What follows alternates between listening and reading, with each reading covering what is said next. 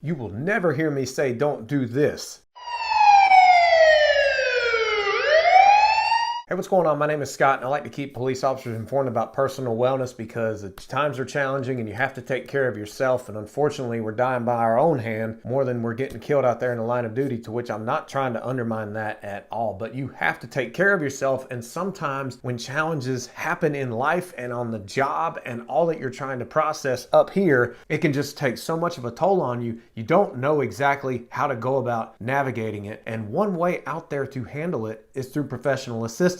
Now, unfortunately, there in policing is this stigma that they call it of I'm too strong, I'm a tough person, getting professional assistance is weak. I don't agree with that at all. So like I said in the beginning of the video, you're never going to hear me say don't get assistance, but also people don't want to get assistance sometimes because they think that counseling or psychology work or any other kind of work is going to be career suicide. Look, when I was active in law enforcement for 12 years, I do it part-time now, but when I was active in it, there were some times when I sought my own professional treatment, and guess what? The department never knew about it. Now, I can't say what the fine rules are and whether a psychologist or a doctor of any kind is supposed to say something. I don't know. But when I went through it for like the first time when I was battling an addiction, it's embarrassing to talk about, but Terry Crews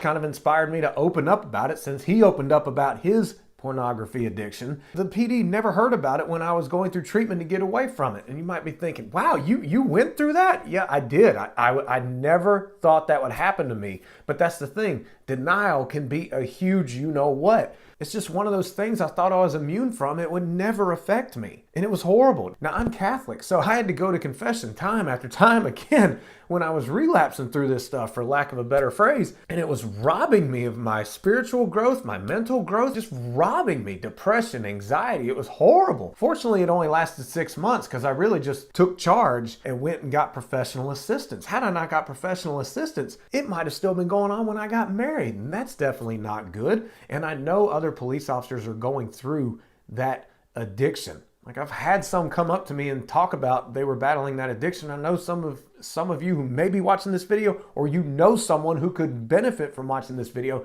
are going through it as well. I recommend professional treatment, especially in that regard. Speaking of which, one of the best things that a psychologist ever told me was, I can only do so much for you, Scott. You are the one that's going to have to change your mindset.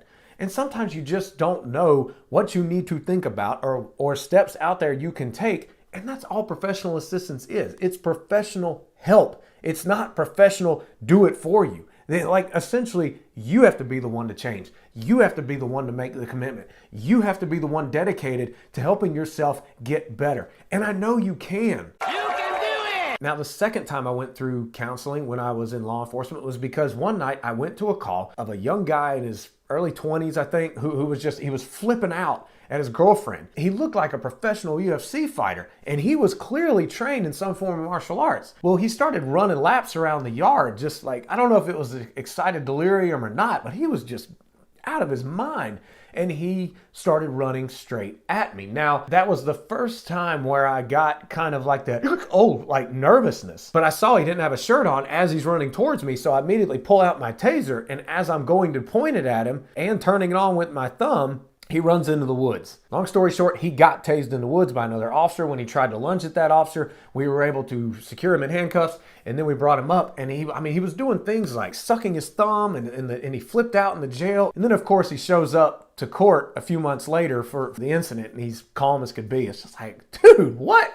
Drugs are bad. But I was nervous that time when I just felt this knot in my throat, like, oh God, he's coming after me. It just bothered me that I felt that way. So I went back to the doctor who helped me with the addiction. Basically treated me in a way where I was losing faith in the Lord and I was becoming a victim of fear, which is never good. Like, I would fear that someone would do something to me rather than think about what I could do to prevent it, like continuously training in Jitsu, which I did, and it really helped a lot to protect me and other officers as well and get people safely and secured. But he told me about that. I just wouldn't have been able to figure that out on my own, and it was very helpful and meaningful, and it really helped propel my outlook for the rest of my career, because I was only like 4 or 5 years on the job at that point. Now, the third time I went through counseling was after I had resigned from K-9, which really ripped my heart apart because, unfortunately, I became a bad husband at home because of that job. I just got so wrapped up and overinvested in that job that it affected my marriage in a very bad way. And I didn't want to be another divorced cop. So I resigned from K9, to which some of you know, but I didn't really deal with it very well because I didn't want to lose my dog. But of course, I lost him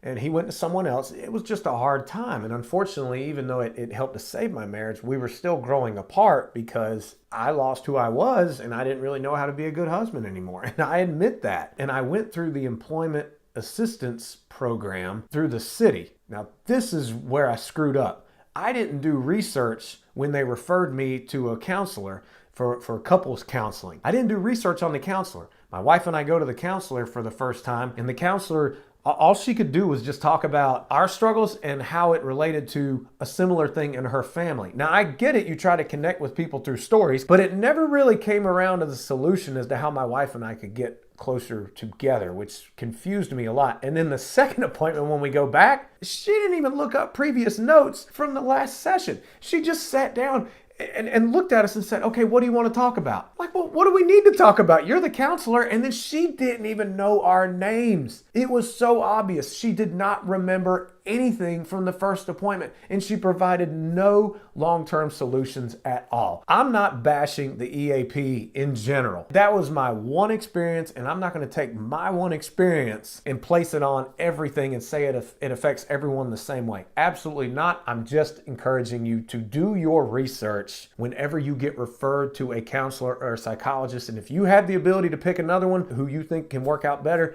then do it. But overall, I am not going to bash professional counseling at all. And there's different things you can do. There's EMDR therapy. There's neuro-linguistic programming. There's emotional freedom technique with tapping. There's clinical psychology, if I'm understanding it right, just seeing a traditional psychologist, if I'm phrasing this correctly. I'm not in the medical community. There's cold exposure.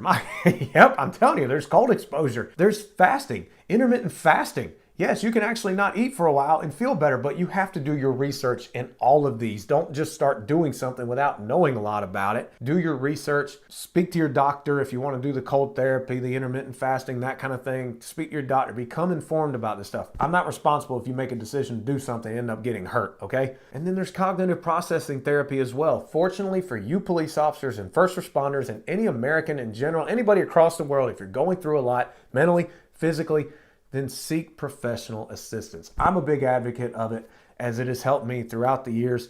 And forget this thing that you're weak, you're crazy. Nah, bump that. Something's just bothering you and you don't know how to fix it, and that's fine. You go to a personal trainer at the gym to get physically stronger and nobody bats an eye. You go get some counseling at a psychologist's office, people are like, oh my God, what's wrong with you? Nothing. Yeah, I know. I spoke very fast because I got all riled up. All right, take care.